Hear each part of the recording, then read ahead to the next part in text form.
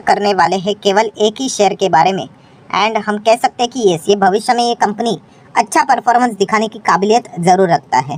ठीक है, जैसे कि मैं बार बार ये पॉइंट्स को कवर करते रहता हूँ एंड ये सवाल भी आते रहते हैं कमेंट सेक्शन में कि इस कंपनी को ऑर्डर मिल गया, उस कंपनी को ऑर्डर मिल गया, हमें पहले कैसे पता करें। तो दोस्तों पहले किसी को भी पता नहीं होता है, जैसे कि आपको पता है शेयर मार्केट का बेसिक रूल है, इसको इनसाइडर ट्रेडिंग यहाँ पे बोलते हैं। सो फिर भी हम इस चीज़ का मतलब बोलते हैं ना कि फ़ायदा कैसे उठा सके, तो मैंने एक ही चीज़ आपको इसके पहले भी सिखाई है कि यस आपको ऐसे कंपनीज़ को पिक करना है जिसमें वो काबिलियत नज़र आती है। काबिलियत मतलब कि हाँ, आज नहीं तो कल, नहीं तो भविष्य में, महीने भर के बाद, हफ्ते भर के अंदर अंदर यस इस कंपनी को कुछ ना कुछ ऑर्डर्स मिल सकते हैं क्योंकि इसके बिजनेस में दम है। तो ऐसी कंपनी पे अगर आप दाव लगा देते हो तो भविष्य में फिर उसको कुछ ना कुछ ऑर्डर्स यहाँ पे मिल सकते हैं, वो ऑर्डर्स यहाँ पे जीत सकती है। एंड ऑर्डर जीतना मतलब क्या है कि यस बिजनेस मिलना, बिजनेस मिलेगा तो रेवेन्यू बढ़ेगा, प्रॉफिट बढ़ेगा, अर्निंग्स बढ़ेंगे, ईपीएस अच्छा होगा, ग्रोथ अच्छी होगी तो शेयर भी भागेगा। सो उसी हिसाब से हम लोगों ने कंपनीज़ को यहाँ पे स्टडी करना होता है। तो जिस कंपनी की हम लोग यहाँ पे बात करने वाले हैं दोस्तों, वो हम लोग ज़रूर कह सकते हैं कि ऐसे बिजनेस में फ़िलहाल तो काम कर रही है जो कि भविष्य में हम लोग को ग्रो होते हुए देखने को यहाँ पे मिल रहे हैं। ठीक है, आप चाहो तो कह सकते हैं फ्यूचर ओरिएंटेड टाइप के भी बिजनेसेस है। ठीक है, तो जैसे कि अगर मैं बात करूँ तो ये कंपनी किस बिजनेस में इंगेज्ड है, 2 से 3 बिजनेस में आपको बताऊंगा जो भविष्य में जहाँ पे हमारा भारत देश बहुत अच्छा करेगा। तो इंफ्रास्ट्रक्चर, देखिए फ्यूचर ओरिएंटेड बिजनेस मतलब ज़रूरी नहीं है कि सब कुछ नया टेक्नोलॉजी जैसे ही चीज़ हो, जैसे कि एआई आ जाए करके, ज़रूरी नहीं है। कुछ पुरानी चीज़ें भी रहती है, बट येस वहाँ पे अगर हम कह सकते हैं कि सरकार का ज़्यादा फोकस जा रहा है, वहाँ पे अगर ज़्यादा पैकेजेस जा रहे हैं तो डेफिनेटली कंपनीज को भी वो पैकेजेस डाइवर्ट ही होंगे। तो इंफ्रास्ट्रक्चर की अगर हम लोग बात करें तो हर किसी को पता ही है सरकार ने बहुत बड़ा कैपेक्स करके रखा हुआ है। तो इंफ्रास्ट्रक्चर में देखिए डेवलपिंग से डेवलप जाना है तो सारी चीज़ों को हम लोग को बेहतर करना ही पड़ेगा। तो इंफ्रास्ट्रक्चर के ऊपर तो खर्चा मस्ट है। ठीक है, तो इसमें ये कंपनी डायरेक्टली यहाँ पे काम करती है। देन अगर हम लोग बात करें नेक्स्ट सेक्टर है जो कि फ्यूचर ओरिएंटेड सेक्टर है, इलेक्ट्रिक व्हीकल।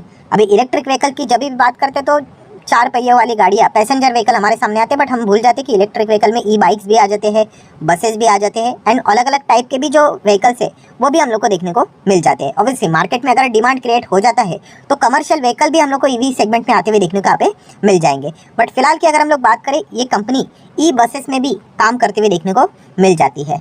नेक्स्ट अगर हम लोग बात करें दोस्तों तो डिफेंस सेक्टर, अगेन एक ऐसी चीज़ है जो कि नई चीज़ नहीं है, पुरानी है, बट यस यहाँ पे सरकार का रुख बदल गया कि बाहर से जो चीज़ें यहाँ पे हम लोग करवाते थे उससे अच्छा स्वदेशी कंपनीज़ को ही ऑर्डर यहाँ पे देंगे। तो हम ज़रूर यहाँ पे कह सकते हैं कि ये कंपनी डिफेंस में भी अपना अच्छा खासा योगदान देती है। तो आपको पता चल ही गया होगा कि मैं कौन सी कंपनी के यहाँ पे बात कर रहा हूँ, क्योंकि ये जो गाड़ी आपके सामने रखी हुई है इधर कंपनी का नाम लिखा हुआ है, यहाँ पे भी जो गाड़ी सामने रखी हुई थी कंपनी का लोगो यहाँ पे दिखा हुआ है, यहाँ पे भी कंपनी का नाम लगा हुआ है। यस, मैं यहाँ पे बात कर रहा हूँ दोस्तों अशोक लेलैंड के बारे में। यस, अशोक लेलैंड की अगर हम लोग यहाँ पे बात करें दोस्तों तो ये कंपनी से रिलेटेड हम जरूर कह सकते हैं भविष्य में बहुत कुछ स्कोप देखने को यहाँ पे मिल सकता है।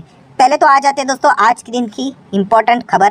ठीक है, इसमें रिस्क क्या है वो भी हम लोग कवर करेंगे, सारी चीज़ें A to Z कवर होने वाली है। तो चलिए खबर के ऊपर आ जाते हैं।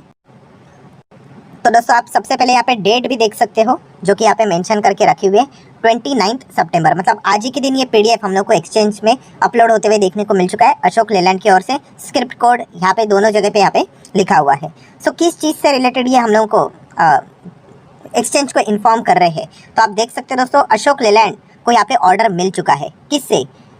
GSRTC, इसका फुल फॉर्म क्या है? Gujarat state road transport corporation, मतलब सरकार से, स्टेट गवर्नमेंट से इनको ऑर्डर यहाँ पे मिल चुका है। किस चीज़ के लिए?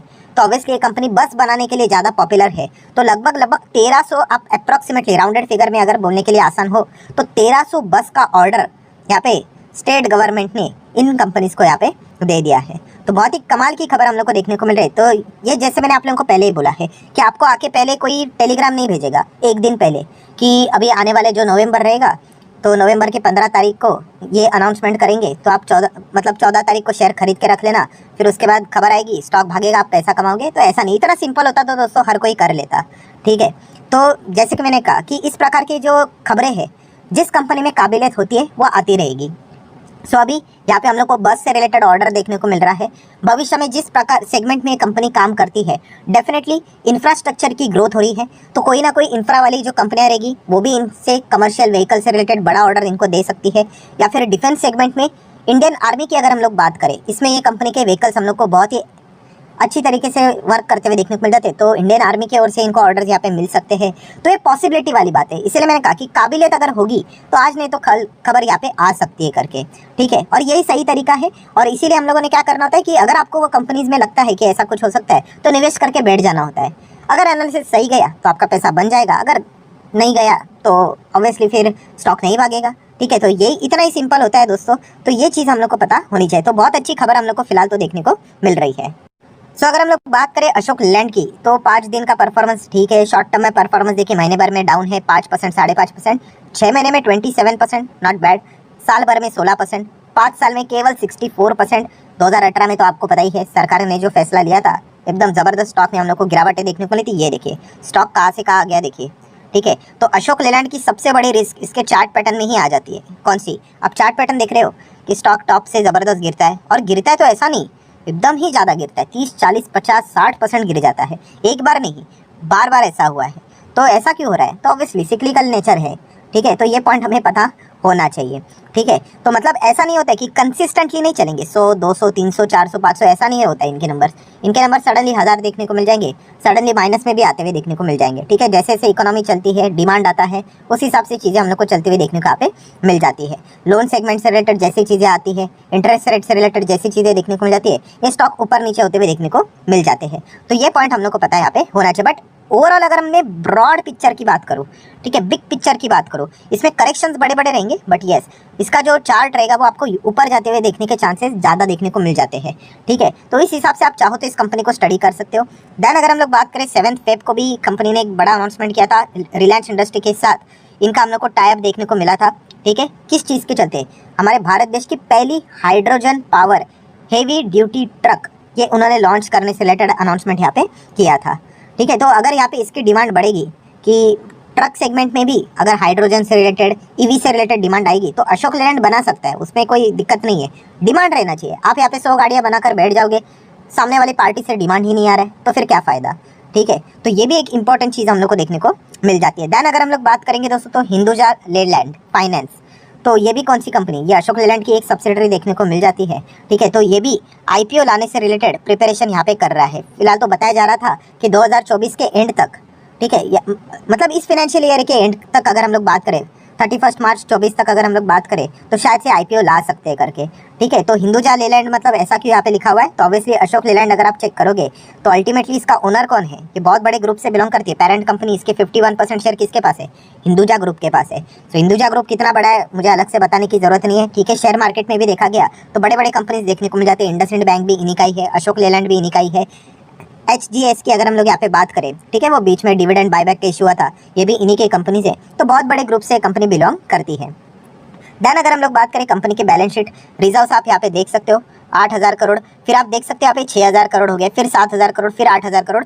तो यस, ये सिक्लिकल टाइप का थोड़ा सा परफॉर्मेंस देखने को मिल जाता है। देन कर्जे की अगर हम लोग बात करें 200 करोड़, 1300, 2500, 2800, अभी जाके थोड़ा कम हुआ है 1700 करोड़। तो ये भी एक रिस्की फैक्टर हम लोग को देखने को यहाँ पे मिल जाता है। अगेन कह रहा हूँ कि कर्जा यहाँ पे बढ़ रहा है, इसीलिए किसी भी कंपनी को एलिमिनेट करना डायरेक्टली ये सही बात नहीं होती। कर्जे के साथ साथ कंपनी का प्रॉफिटेबिलिटी में भी ग्रोथ यहाँ पे दिख रहा होगा तो फिर कोई दिक्कत की बात नहीं, क्योंकि अगर प्रॉफिटेबिलिटी होगी तो उस हिसाब से वो क्या करेंगे, अपने कर्जे को यहाँ पे करके थोड़ा सा यहाँ पे राइट ऑफ यहाँ पे कर सकते, कम यहाँ पे कर सकते हैं। हाँ, बट अगर कंपनी प्रॉफिट ही नहीं कमा पा रही है तो फिर ज़्यादा दिक्कत यहाँ पे हो सकती है। शॉर्ट टर्म बोरिंग साल भर के अंदर रहता है तो उसमें कोई ज़्यादा दिक्कत नहीं रहता है। एंड कैश की बात करें तो 500 CR का कैश भी देखने को मिल रहा है। बैलेंस शीट देखा गया, ठीक ठाक बैलेंस शीट देखने को मिल रहा है, क्योंकि जैसे मैंने कहा सिक्लिकल जितने भी कंपनी होती है उनके बैलेंस शीट ऐसे ही देखने को मिल जाते हैं। ग्लोबल लेवल प्रेजेंस की बात करें तो 50 से ज़्यादा कंट्रीज में कंपनी का बिजनेस हम लोग को देखने को यहाँ पे मिल जाता है, जिसका हेडक्वार्टर हम लोग को फिलहाल हमारे भारत देश में चेन्नई में देखने को यहाँ पे मिल रहा है। मार्केट कैप की बात करें तो 50,000 करोड़ का मार्केट कैप देखने को यहाँ पे मिल जाता है। एंड अगर आप कंपनी का यहाँ पे परफॉर्मेंस देखोगे, PNL देखोगे, तो आपको बहुत सीसॉ देखने को मिलेगा, जो कि एक सिक्लिकल कंपनी का नेचर भी होता है। आप चेक कर सकते हो कि यहाँ पे पहले माइनस में था, फिर सडनली प्लस यहाँ पे देखने को मिल जाएगा, फिर एकदम ही ऊपर जाएंगे, फिर सडनली एकदम नीचे आ गए, आप देख सकते हैं यहाँ पे। फिर बाद में तो अलग ही लेवल की बैंड बज गई, क्योंकि कोविड की एंट्री हो गई, बहुत सारे इनको अपने प्लांट्स बंद करने पड़े, फिर उसके बाद कमबैक ऐसे हुआ जो कि अभी आप यहाँ पे देख सकते हो। तो बहुत ही सिक्लिकल टाइप का नेचर रहता है इनका, तो ये पॉइंट आपको पता होना चाहिए।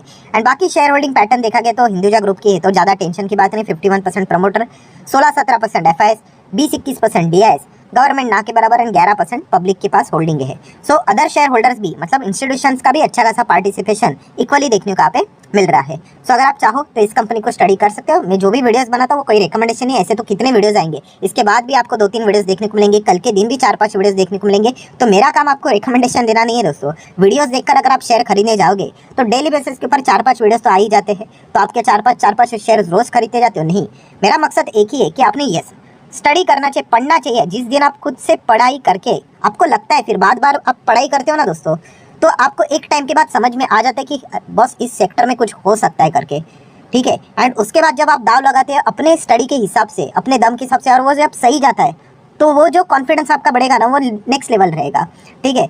इससे अच्छा आप किसी को मतलब ब्लाइंडली कॉपी करो, शेयर खरीदो, ऊपर भागेगा, कोई मतलब की बात नहीं है, ठीक है। वो जब तक चल रहा है आप सामने वाले को बहुत अच्छा कहोगे, अगर वो शेयर नहीं चलेगा आप सामने वाले को गाली दोगे। ये मार्केट में ऐसे ही ज़्यादा हम लोगों को देखने को यहाँ पे मिल जाता है।